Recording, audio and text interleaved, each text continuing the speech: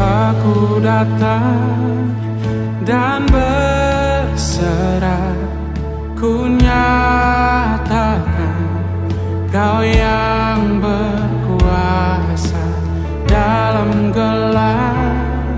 Kau setia, Kau cahaya hidupku.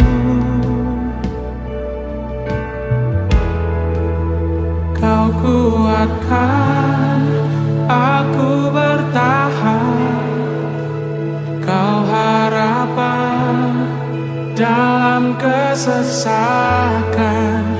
Kau buktikan kesetiaan-Mu Tuhan, Engkau Allah Immanuel.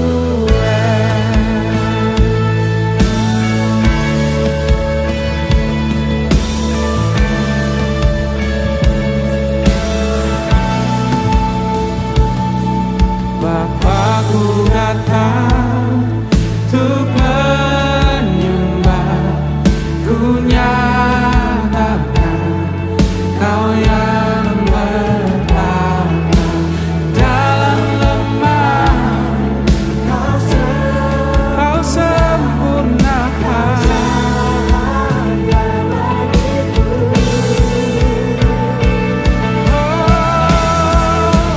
Kau kuatkan aku bertahan, Kau harapan dalam kesesakan. Kau buktikan kesetiaan-Mu Tuhan, Engkau Allah Immanuel. Kau kuatkan aku bertahan, Kau harapan dalam kesesakan. Kau buktikan kesetiaan-Mu Tuhan, Engkau Allah Immanuel.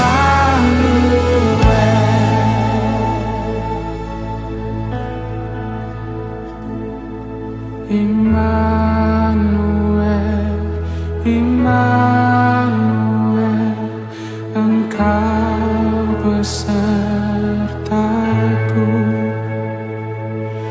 Immanuel, Immanuel, Engkau Allah besertaku. Immanuel, Immanuel, Engkau besertaku. Immanuel, Immanuel, Engkau Allah besertaku. Kau kuatkan aku bertahan, Kau harapan dalam kesesakan. Kau buktikan kesetiaan-Mu Tuhan, Engkau Allah Immanuel. Kau kuatkan aku bertahan dalam kesesakan. Kau buktikan kesetiaan-Mu Tuhan, Engkau Allah Immanuel. Engkau Allah Immanuel.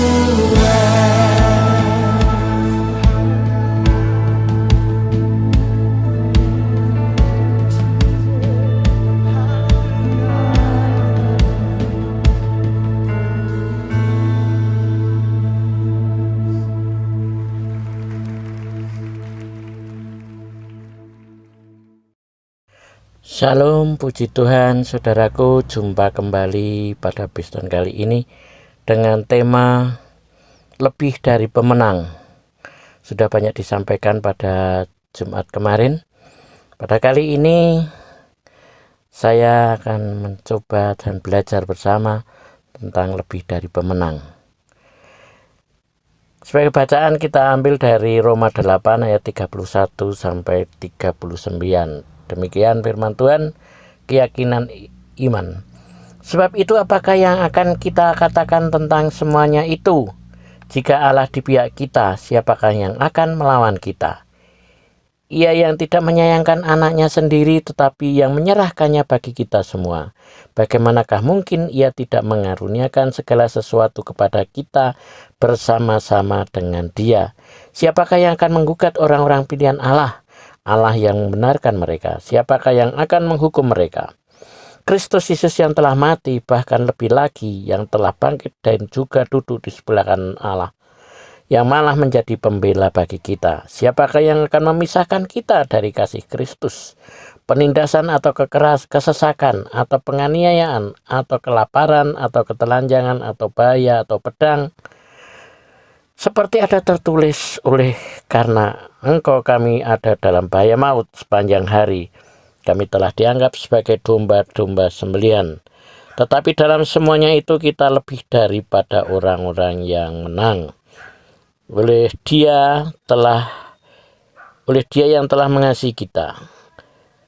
Sebab aku yakin bahwa baik maut maupun hidup, baik malaikat-malaikat maupun pemerintah-pemerintah, baik yang ada sekarang maupun yang akan datang, atau kuasa-kuasa, baik yang di atas maupun yang di bawah, ataupun sesuatu makhluk lain, tidak akan dapat memisahkan kita dari kasih Allah yang ada dalam Kristus Yesus Tuhan kita. Saudaraku, lebih dari pemenang ini memang disampaikan oleh Rasul Paulus kepada jemaat Roma. Saya mencoba membaca literatur dan belajar tentang lebih dari pemenang, bahwa memang jemaat Roma kala itu dalam penindasan oleh kekaisaran Romawi, ditindas, dianiaya, dipaksa untuk menyembah patung-patung berhala dan menyembah kekaisaran Romawi. Tetapi jemaat Roma begitu kuat, mampu bertahan, dan layak disebut menjadi pemenang-pemenang. Dikatakan di dalam Nats yang ke-37, tetapi dalam semuanya itu kita lebih dari orang-orang yang menang oleh Dia yang telah mengasihi kita. Nah, saudaraku, jemaat Roma kala itu mampu bertahan dan melewati. Dia memenangkan peperangan rohani, bertahan walaupun di dalam penganiayaan sebagai pengikut Kristus. Karena di dalam ayat 36 juga dikatakan, oleh karena engkau kami ada dalam bahaya maut sepanjang hari. Kami dianggap sebagai domba-domba sembelihan. Jadi sebagai pengikut Kristus dianiaya, ditindas, dan mereka mampu mempertahankan. Layak mereka disebut menjadi lebih dari pemenang. Saudaraku, ayat ini memang tidak disampaikan kepada jemaat di Korintus, di Filipi maupun di Efesus, tetapi memang terkhusus untuk jemaat-jemaat di Roma. Nah, sekarang aplikasinya bagaimana untuk kehidupan saya dan saudara? Sebenarnya kalau saya mempelajari, kalau kita runut, ada kekuatan kemenangan kita, kekuatan kemenangan kita di dalam Allah, yaitu awalnya kalau kita runut bahwa kemenangan itu adalah ketika Kristus Yesus mati tergantung di kayu salib dan bangkit pada hari ketiga. Disitulah awal kemenangan orang-orang percaya. Ketika kita mengaku sebagai Yesus sebagai juru selamat dan lahir baru, disitulah awal kemenangan kita, karena Kristus telah memberikan teladan. di mana ia dalam kepatuhannya meminum cawan, tidak melalukan cawan itu, tetapi biar kehendakmu saja yang jadi. Itulah awal kemenangan kita. Oleh karena itu kita bila ingin menuju lebih dari pemenang, memang kita sudah bermodalkan kemenangan, yaitu oleh karena kita lahir baru dan ditebus karena kemurahan, bukan karena gagah perkasa kita, tetapi karena kemurahan Allah kita dimenangkan dan menjadi pemenang. Selanjutnya saudaraku, kekuatan kemenangan kita adalah ketika kita mau mengenakan perlengkapan senjata Allah. Apa itu perlengkapan senjata Allah? Saya kira jemaat-jemaat sudah banyak ya, sudah mendengar dan fasih tahu artinya. Nah, kita lihat ayat pendukungnya di dalam Efesus 6 ayat yang ke-11. Kenakanlah seluruh perlengkapan senjata Allah supaya kamu dapat bertahan melawan tipu muslihat iblis. Disambung dengan 2 Korintus 10 ayat 14. Karena senjata kami dalam perjuangan bukanlah senjata duniawi, melainkan senjata yang diperlengkapi dengan kuasa Allah, yang sanggup untuk meruntuhkan benteng-benteng. Dan saudaraku, kekuatan kita untuk bisa menjadi lebih dari pemenang ketika kita mampu melawan tipu muslihat iblis dengan senjata Allah. Dan senjata kita bukan senjata duniawi, tetapi yang diperlengkapi dengan kuasa Allah, sehingga sanggup meruntuhkan segala sesuatu yang merintangi, termasuk dosa-dosa kita dalam peperangan rohani. Yang ketiga yaitu ketika kita memperhatikan kuasa Roh Kudus. Apa itu kuasa Roh Kudus? Yaitu di dalam Yohanes 14 ayat 26 dikatakan, tadi sampaikan, tetapi penghibur yaitu Roh Kudus yang akan diutus oleh Bapa dalam namaku, dialah yang akan mengajarkan segala sesuatu kepadamu dan akan mengingatkan kamu akan semua yang telah kukatakan kepadamu. Jadi kuasa Roh Kudus yang sudah disampaikan pada hidup saya dan saudara itu adalah kekuatan Allah yang mampu mengajarkan kepada saya dan saudara, mampu menegur, mampu membimbing, terlebih mengingatkan kita saat kita terlepas dari kebenaran-kebenaran Allah atau melenceng dari kebenaran Allah.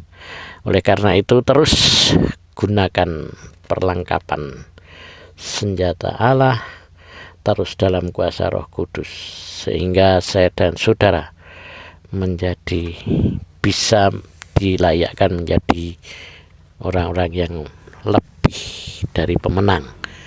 Tetapi kadang ironis saudaraku, kita mengaku sebagai menyanyikan lebih dari pemenang, tetapi dalam kehidupan kita sehari-hari apa yang kita ucapkan beda dengan di hati kita. Di dalam kehidupan kita sehari-hari kita terus masih bergelimang dalam keberdosaan, kita masih menuruti hal-hal yang duniawi, tidak memenangkan, yaitu mengutamakan kerohanian. Jadi kadang menjadi ironis. Tetapi oleh karena itu waspadalah supaya kita tetap kenakan senjata dari Allah dan perlengkapi dengan kuasa Roh Kudus, sehingga kita dilayakkan menjadi umat pemenang atau lebih dari pemenang. Kadang kita dikatakan munafik. Demikian saya sendiri mengalami. Jadi mengaku sebagai pemenang, tetapi mungkin kita dalam perilaku kehidupan sehari-hari belum menunjukkan orang-orang yang lebih dari pemenang.